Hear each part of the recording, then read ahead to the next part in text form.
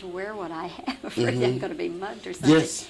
And he said, I said, do you ever think about that? And he says, no. Yes. They're not going to bother me. Anybody. No, he probably took his from me. Yeah, in other words, he should have Yes, said to me, how do you think I got this? He got all he wants.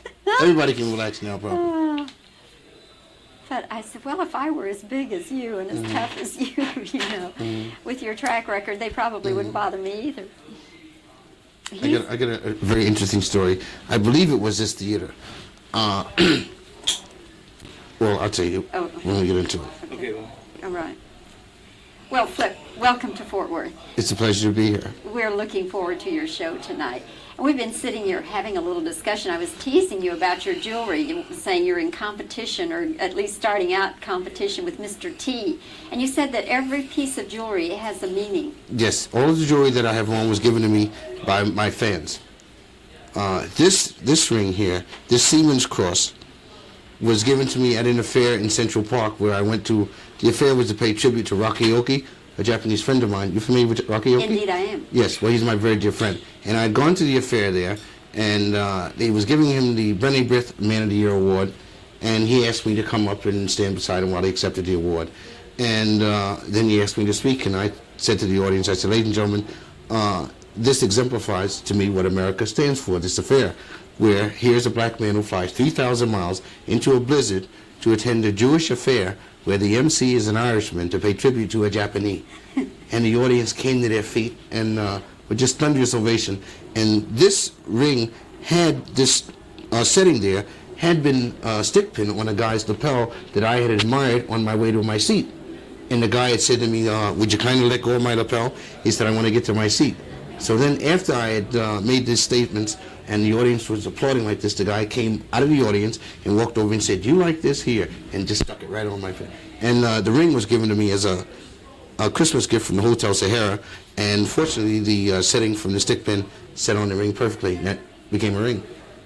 I have another ring that was given to me. The initials are LH, and it belonged to a Scandinavian gentleman, and his wife told me that he had died laughing at me.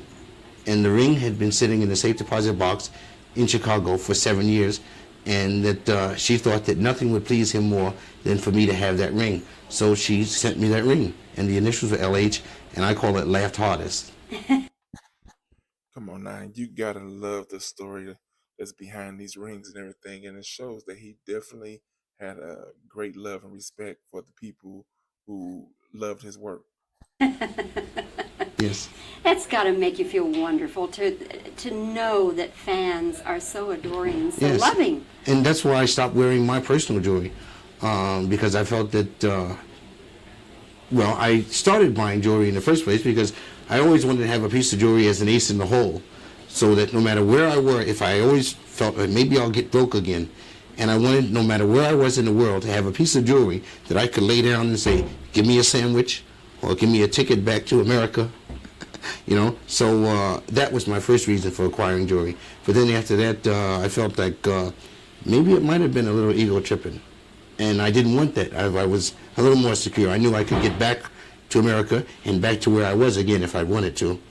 So then I decided that I would just have the fun of having my jewelry represent the vibrations that were passed on to me from different fans. Let's talk about the show tonight and the show that will be here all this week, Flip.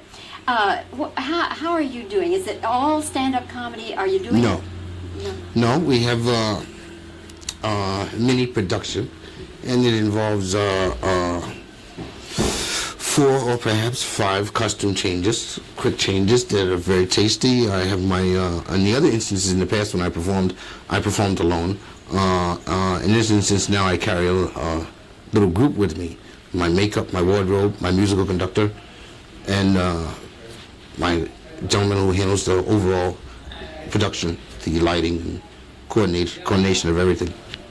Are some of the characters some of the old favorites that we know and love? Would you repeat that? Okay. For instance, will Geraldine be in the show? Yes, Geraldine will be present this evening. I've been having a problem with Geraldine. It's in relation to the ERA thing. And even become worse since Tootsie, because Geraldine felt that I was exploiting her, and she also felt that Dustin Hoffman exploited Tootsie, in that Tootsie was the star of the movie, and yet Dustin received the nomination.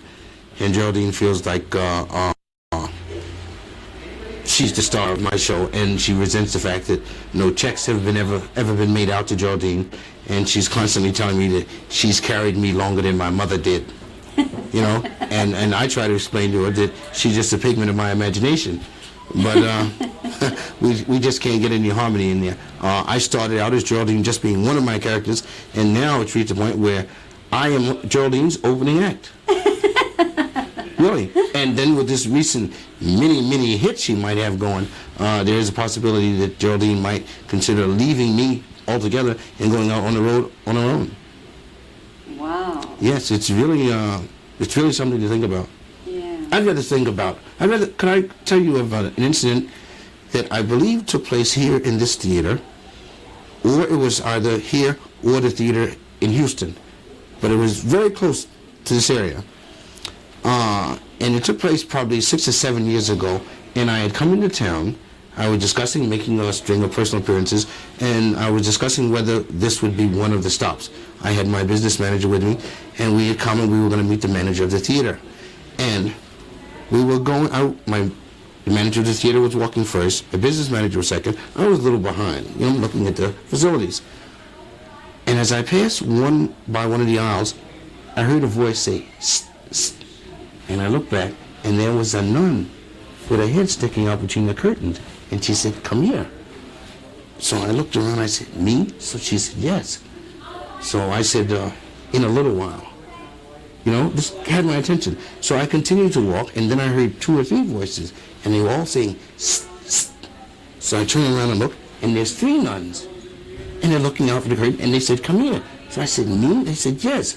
So I turned around, and I went back, and I said, "What is it?" And they said, "What are you doing later?" So I said, "What do you mean?" They said, "Can we get together later? Maybe later on, if you're not doing anything, we could get together." So I said, "Well, I got to go talk with the manager now, and after I've been in just talking with the manager, I'll come back and we'll discuss it." So I go into the manager's office, and I said to the manager, I said, "Sir, something very unusual just happened." So he said, "What is it?" I said, 3 nuns just hit on me." So he said, "What are you talking about?" I said, "I was coming down the aisle, and 3 nuns stuck their head through the curtain and said, 'Sst, sst, come here.' And they wanted to see if they could see me later on." And the guy said, "Those weren't nuns, those are chorus girls. We're rehearsing Sound of Music." Isn't that outrageous? Isn't that stupid to even think that?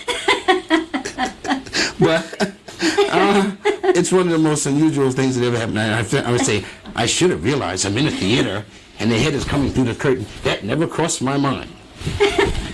None saying, "Sst, sst." I love it. Oh boy. So, Flip, anything else now that you'd like to talk about as far as the show, or what you're going to do in the future, or? Well, I will say this, that I have a meeting scheduled with NBC regarding 2 concepts for possible series for NBC. I was supposed to have engaged in discussions regarding those series a few weeks ago, but it was at that time that I was flying the balloon and my wife had the accident in the balloon. And that has delayed my getting back to LA. In fact, after this engagement, I have a 5-day period open, and I will rush back. First, I will go to Omaha to spend some time with my wife in the hospital, a couple of days, and then I will go rush back to LA, have a couple of meetings, and then go on to my next engagement. I look forward very much to the challenge of returning to television, and I would like very much to do it with NBC. I'd like to bring them back to #1 again. I'd like to, if there is vanity or egotism, that would feed my ego. As a man, that would feed my ego. As an artist, my ego cannot be get out of hand, because I know where I am with my fans, and I know what I have there. That cannot change, and I could not possibly conceive of ever having a greater rapport. But in the world of show business and big business and Madison Avenue business, I'd like to help NBC back to number one. Well, listen, as you can see, we're an NBC station, and we say bully to that. Okay, and that's no joke. Okay, all right. Flip, wonderful to see you again. Thank you, dear. It's a pleasure to see you Have again. a good run here in Fort Worth. Thank you, love. This video raises questions, and I need for you to be extremely honest in the comments when answering them. And just so you know, I have 3 questions. Number 1, what are your thoughts about Flip Wilson? Number 2, were you a Flip Wilson fan? And number 3, what's your favorite Flip Wilson joke? Now please be honest in the comments when answering these questions. Share this video with anyone you deem necessary. And don't forget to like and subscribe to the channel.